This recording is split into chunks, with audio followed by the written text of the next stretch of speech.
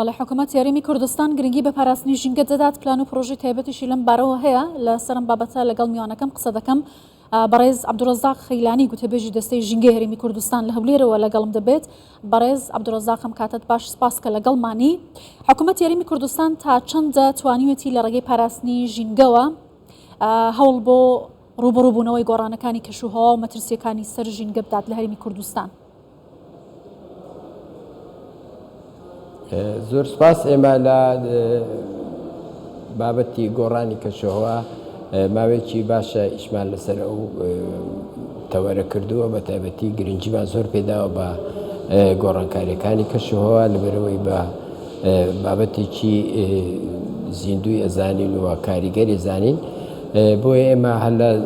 دەمێکە ئیشمان لەسەرەوە کرد کە لیژنەی گۆڕانکاری کەشوهەوا لە هەرێمی کوردستاندا بەزرێنین کە نوێنەری وەزارەتەکانی تێدایە. دواتریش لەبەر گرنگی بابەتەکە فەرمانگەی گۆڕانی کەشوهەوامان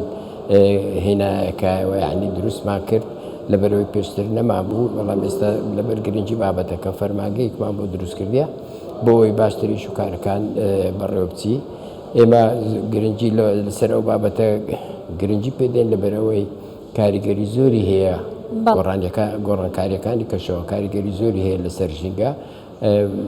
بە تایبەتی ئێمە ئێستا لە ماوەی ڕابردوودا پلانی خۆگونجاندن لەگەڵ گۆڕانکاریەکانی کەشەهەوامان ئامادە کرد بوو بۆ 5 ساڵی داهاتوو و لەم ماوێژدا دەستمان کرد بە دانانی پلانی کەمکردنەوەی دەرهاویشتەکان کە لەلایەن وەزارەتەکانەوە پێویستە پلان دابنرێ بۆ ئەوەی بزانین تا چەند ئەتوانین ئەو دەرهاویشتانە کەم بکەینەوە کە هەندێک لە وەزارەتە پەیوەنددارەکانی حکوومەتی هەرێم پێویستە پابند بن بە جێبەجێکردنی ئەو پلانە. باشە، ئێستا مەترسیەکانی سەر ژینگەی هەرێمی کوردستان تا چەندەوە لە چه ئاستێکدایە بەو پێیەکەی تر ئەمە پرسێکی جیهانیە نەتەنیا لە هەرێمی کوردستان، لە عێراق و لە هەموو جیهاندا ئێستا بابەتێکە کە گرنگێکی زۆری پێدەدێت. ئەکرێت بڵین لە ئاستیەوەدایە کە هۆشداری بدرێت لە ناوچوون یا کەمبوونەوەی ڕێژەی سەوزایی؟ خۆی ئەمڕۆ یادی ڕۆژی جیهانی ژینگەیە کە دوای ئەوەی کە وڵاتان هەستیان بە مەترسی تێکچوونی ژینگە یان بەرزبوونەوەی پلێگەرمی ژینگە کرد، بۆیە ئەم ڕۆژەیان دیاری کرد وەکو ڕۆژێکی جیهانی بۆ پاراستنی ژینگە. هەرچەندە ئێمە بەردەوام ڕۆژەکانی تریش ئیشی ئیش و کاروباری ژینگاکەین، بەڵام ئەو ڕۆژە گرنگی زیاتری پێدرێت. هەرستا لە زانکۆی نۆلێج پەیمانگای ئەرجا کۆنگرێکی نێودەوڵەتی بەستی لەسەر مەسەلەی وزەی نوێ بۆ بەرەپێدانی بەردەوام کە ئەمە کاریگەری زۆرە بێت لەمەودا ئەبێ هەموو هەوڵەکانمان بۆ ئەوە بێکە گرنگی بدەین بە زیادکردنی ڕێژی سەوزایی وەکو خۆگونجاندن لەگەڵ گۆڕانکاریەکانی کەشەوە، هەروەها بۆ کەمکردنەوەی دەرهاویشتەکان ئەبێ گرنگی بدەین بە وزە نوێ بووەوەکان کە هیچ سوتەمەنی بەکار ناهێنی و هیچ دەرهاویشتەی نابێ کەواتە هەوایەکی خاوێن دەمێنێتەوە، ینی پیس نابێت. باشە، ئەم وزە نوێ بۆوە لە چیەوە دەستەبەر دەکرێت؟ هەنگاوەکان لە هەرێمی کوردستان لە چه ئاست و قۆناغێکدان بۆ وزەی جێگرەوە و بۆ پاراستنی زیاتری ژینگە؟ ئێمە لەسەر ئەو بابەتە باسم کرد کە پلانمان هەیە، یعنی پلاندا خەریکی دانانی پلانی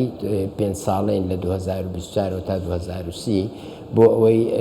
جێبەجێ بکەین لە داهاتوودا لە ڕێگای وەزارەتە پەیوەنددارەکانەوە، یعنی ئەبێ گرنگی بۆ بدەین کە وزەی کارەبا لا وزە نوێبووەکانەوە بەرهەمبێنین، ئەبێ گرنگی بە گواستنەوەی گشتی بدەین بۆ کەمکردنەوەی ژمارەی ئۆتۆمبیلەکان کە لە شەقامەکان ئەسوڕێنەوە هاتوچۆەکەن کە دەرهاویشتەی زۆریان هەیە، گرنگی بۆ بدەین ئەبێ کۆنتترۆلی هەموو ئەو کارگە و پاڵاوگانە بکەین کە دەرهاویشتیان هەیە و نایاسایین، ئەبێ خۆیان بگونجێنن لەگەڵ ئەو ڕێنمایانەی کە ئێمە دامانناوە بە هەماهەنگی لەگەڵ وەزارەتە پەیوەنددارەکان بە تایبەتی وەزارەتی سامانە سروشتەکان، وەزارەتی ناوخۆ، وەزارەتی کشتتوکان ڕێنمای ژمارە 21 ساڵی 2020مان دەرکرد بۆ ئەوەی هەموو پاڵاوگەکان خۆیان بگونجێن لەگەڵ ئەو ڕێنمایە بۆ ئەوەی کۆنتترۆلی ئەو دەرهاویشتانە بکەین کە لیانەوە دەرەچێ. بەڵێ بەڵێز عەبدوڕەزاق ئەو خاڵە گرنگەی کە حکوومەت یاریمی کوردستان بەردەوام جەختی لەسەر دەکاتەوە و هاوکات سەرۆکی حکوومەتیش باسی لێوە دەکات پرسی ڕسایکلینە ڕسایکلین لە هەرێمی کوردستان تا چەند دەتوانێت کاریگەر بێت لەسەر کەمکردنەوەی زیانەکانی ژینگە لە هەرێمی کوردستان دەستەی ژینگە لەم بارەوە تا چەند کاری کردووە. ئەوەی پەیوەندی بە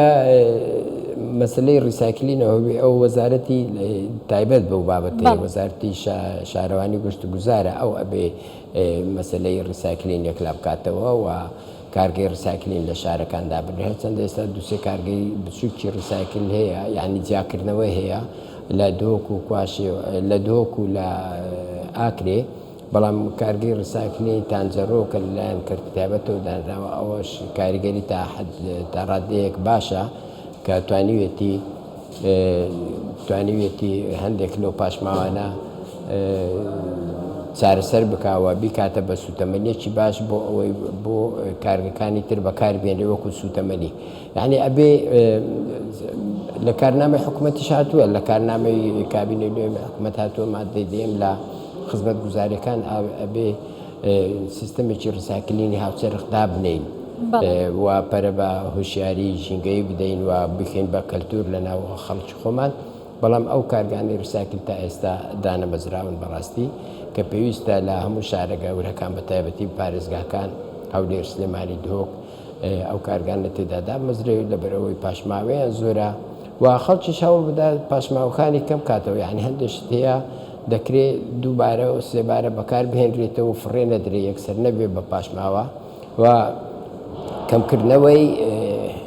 مادە پلاستیکیەکان بە تایبەتی ئەو پلاستیکانەی کە بۆ یەک جار بەکارهێنرێن ئەوانە کاریگەری زۆریان لەسەر پیسبوونی ژینگە هەیە لەبەرەوەی بڕێکی زۆر لەو پاشماوەیە فڕێ ئەدرێ بێ ئەوەی کە چارەسەر بکرێ بۆ یەک گرنگە ئێمە هەوڵ دەین کە ئەو پاشماوانە کەم بکەینەوە بە تایبەتی پاشماوی خۆراکیش ئەبێ کەم کردێتەوە خەڵک ئەوەندە خواردن ئامادە بکە کە پێویستی پێێتی نەک زیاد بێ و فڕێ بدرێ و دواتر فڕێ بدرێتە زبڵخانەکان. باشە کەواتە هۆکارەکانی پیسبوونی ژینگە لە هەرێمی کوردستان چۆن دەستنیشان دەکەن هۆکارەکان مرۆیین یا هۆکاری دەرەکی و هۆکاری دیکە هەن کە بێتە هۆکاری پیسبوونی ژینگە لە هەرێمی کوردستان؟ هۆکارەکان زۆرن بە تایبەتی هۆکارەکانی پیسبوونی هەوا